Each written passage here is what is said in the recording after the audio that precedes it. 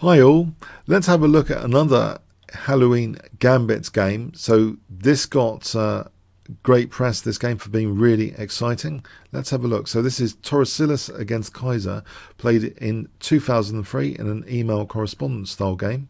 So e4 from white, e5, knight f3, knight c6, knight c3, knight f6. So here, knight takes e5 was played. Wiki indicates the theoretician Oscar Cordell reported in 1888 that Leipzig club players used the opening to dangerous effect, but he did not believe it was sound. Their name for it was the Gambit Müller and Schultz, not after any players by those names, but rather a jocular German equivalent of Smith and Jones, or Tom, Dick and Harry. So the modern name Halloween Gambit was given by the German player Stefan Jacob, who explained that many players are shocked in the way they would be frightened by the Halloween mask when they are mentally prepared for a boring four knights, and then they are faced with knight takes e5. So let's see what happened here. We have knight takes d4, knight g6, e5, knight g8. So the knights are being chased around, and this one back to g8. Bishop c4, looking, it seems, to hunt down the sensitive f7 soft spot. Now you might want to check out, if you're playing black in this, the course link there, interactive free course you can check out at Chessball, Kingscrusher TV/Halloween. There's a very interesting resource here presented in that course. In this game, that is not played, that resource, which is actually c6. So this move c6, very, very interesting. So check that out there. But in this game, we see bishop b4, which seems quite logical in a way to pin that knight. It means that d5s from black later would mean bishop takes d5 rather than knight takes, and sometimes that bishop can be a tactical liability. So that's one of the key points, it seems, to be able to play d5 with greater effect quite often. And in fact, after queen f3 here, black perhaps should have played the tactical d5, offering a pawn, but instead played here f6, which does weaken that diagonal. d5 is really quite interesting on bishop takes f6 now, with that bishop being a slightly loose piece and the pawn behind it. For example, this position with bishop g4 seems as though black might actually be okay there. So yeah, this is an interesting try. If queen takes, then okay, the queen's just come off and black shouldn't be that frightened by that. But here we see f6, so black not willing to give up a pawn there. So what does white do here? Well, white just castled. And now, of course, with the unpinning of this knight, any d5, there's knight takes d5.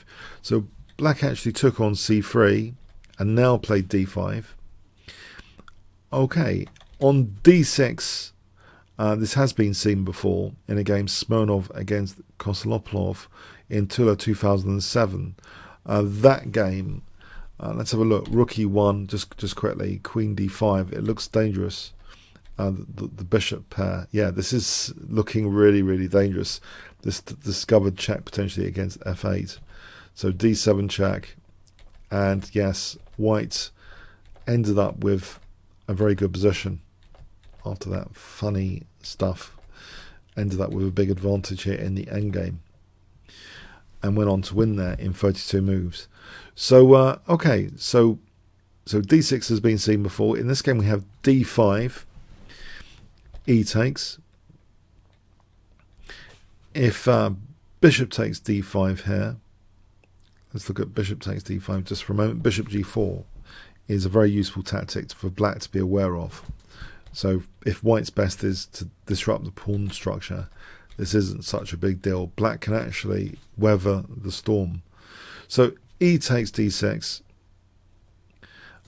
losing that spearhead pawn here on this occasion, but trying to open up that e file, keep the king in the center. Bishop a3, knight 8 to e7, rook fe1. So now it is tricky. Black doesn't really want to play a move like d5 here with these bishops looking so dangerous, just to be able to castle. Queen c7 was played. On d5, yeah, bishop takes d5, keeps the king in the center. And in fact here there's bishop takes e7, that's strong. This is just a nice endgame for white. A clear advantage there for the endgame. Okay, so queen c7, bishop b3, that bishop was attacked, king d8, so leaving the king in the center, but black is a piece up. Can black really do something with that extra piece? Can white prove something here?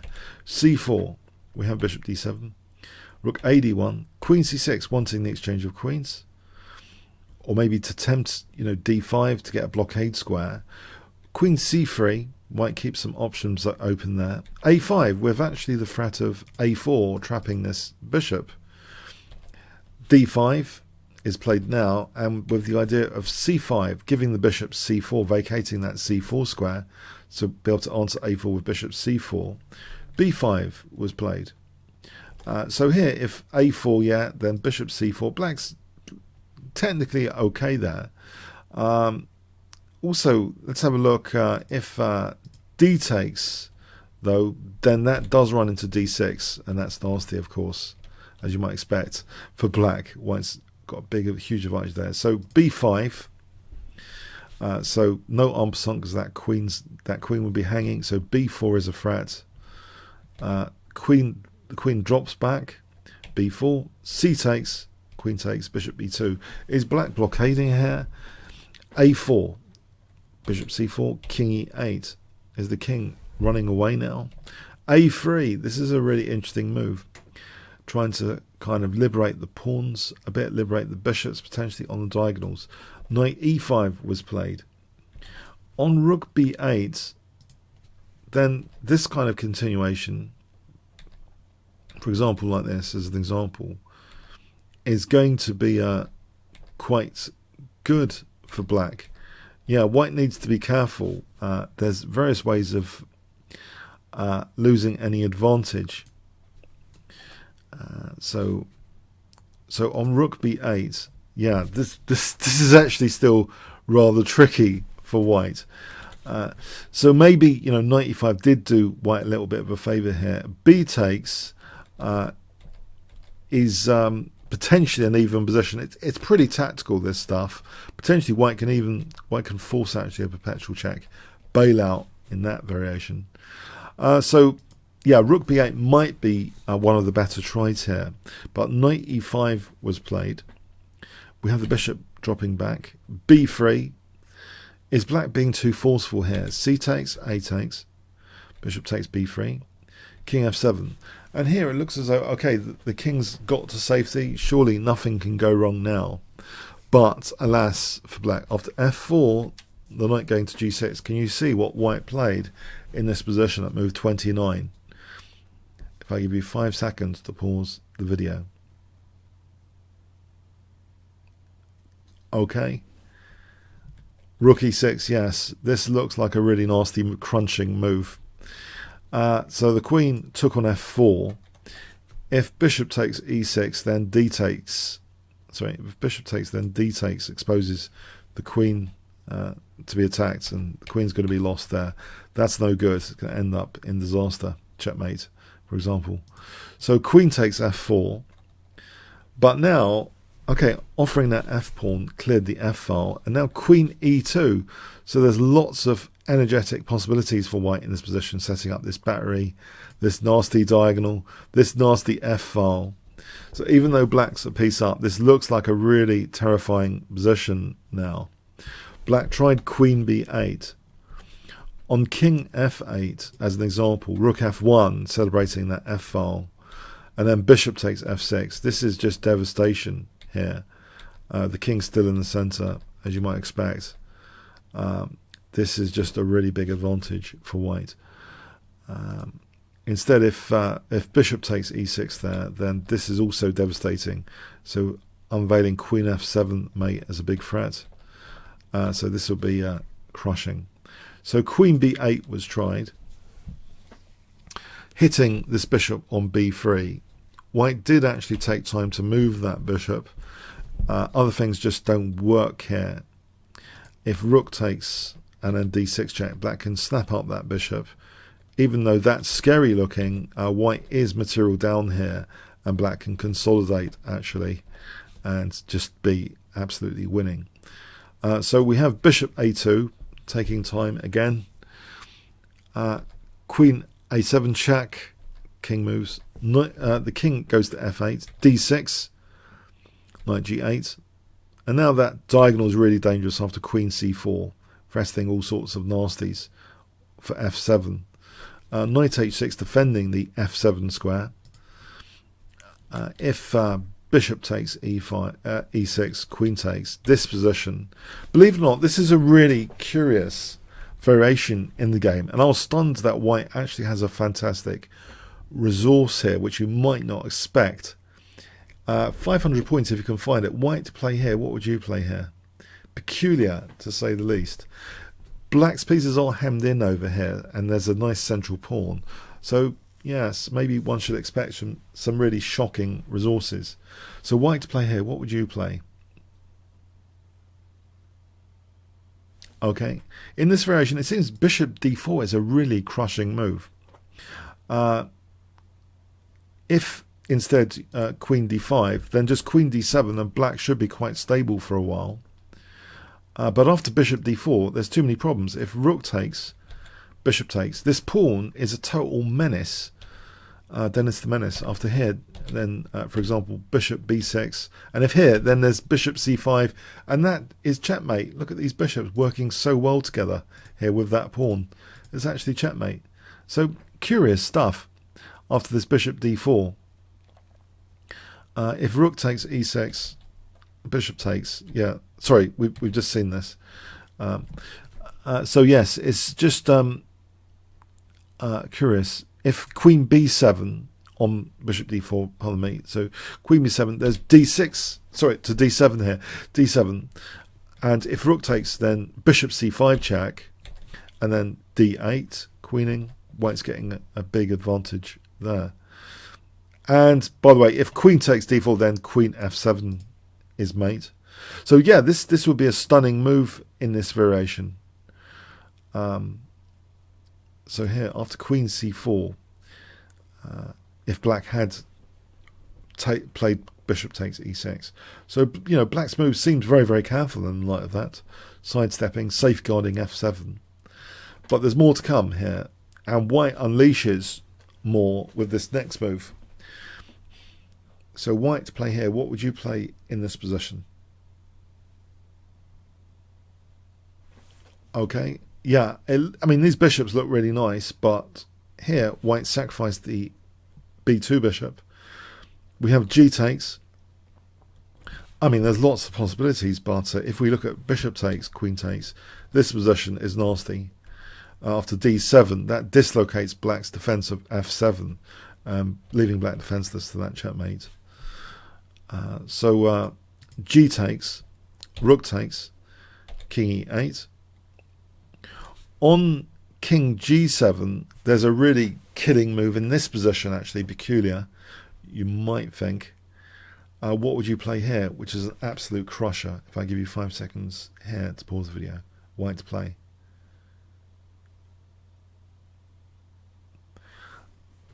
Okay, white's light square bishop is nice, but it's nice to also combine with dark square. So queen c3 unveils the possibility of a deadly double check. And if rook ac8, then, you know, that double check protected by the bishop on a2 means it's going to be mate after that. So that would be absolutely devastating there. So on this king g7, yeah, queen c3 is a killer. So in the game we see actually king e8. But now white's attack rolls on. What would you play here to roll on the attack? 5 seconds. Okay, rook takes g6. What is this doing? White's got a good position here. If rook e1 check, it can also be played here with great effect for queen h4 check and rook c1, and the king's getting chased. And this is just lethal, this stuff, at least winning the queen, or worse for black. So the mechanism rook takes g6 weakens black, it seems, on key squares here, and dark squares in particular. It makes the rook loose, actually, a tactical target. That knight was protecting the rook, so that's one key point. This rook is now a loose piece, and it's targeted with queen c3. So this position is incredibly hard to defend. White has got 3 pawns for the piece, and this knight's not particularly helpful here. We have rook h7. On rook f8, queen e5 check and queen e7 check, scooping up everything. Horrible, and mating after bishop c8, queen takes. Okay, so rook h7, black's clinging on. Queen f6, taking away a lot of escape squares for a killer check potential. Bishop a4, queen takes g6, knight f7, rook f1, and there's a lot of things ganging up again on f7. Bishop c2 in desperation. If bishop c6, white can just take on f7, and black has to give up the queen, but then loses even more material. Yeah, this is no good to play rook f8 here. Check there, and that pawn is a killer, for example, like that. So yeah, this is all pretty devastating. After bishop c6, bishop takes f7. If rook takes f7, then queen g8 check is going to be scooping up everything. Okay, so bishop c2, a desperate move in a desperate situation. After queen takes c2, the game ended here, actually. So white's finally not a piece down, but just 4 pawns up. In fact, black's got no pawns. If knight takes check, as an example, and then taking the knight, it's all pretty devastating. Or if rook f7, just take that guy off, and then queen g8, and then take here, and then totally winning. Yeah, absolutely winning. So let's go back to where the game ended. Queen takes c2. So this is a cautionary tale, this game, if you are playing against the Halloween Gambit. The cautionary tale, this bishop b4, you might want to check out and train on. Quite a novel approach here, c6. And this is mentioned, so in this free interactive course, if you check out that link, Kingscrusher TV/Halloween, a fantastic free course by John Chernoff, a United States Chess Federation national master, who's a great theoretician. He loves his opening theory. So if you want to check that out, he's basically found a way of taking out the spearhead e5 pawn, which can cause black a lot of persistent problems. So very interesting to check out that course if you want to fight this. But yeah, we saw some caution here over other moves like bishop b4. Okay, thanks very much.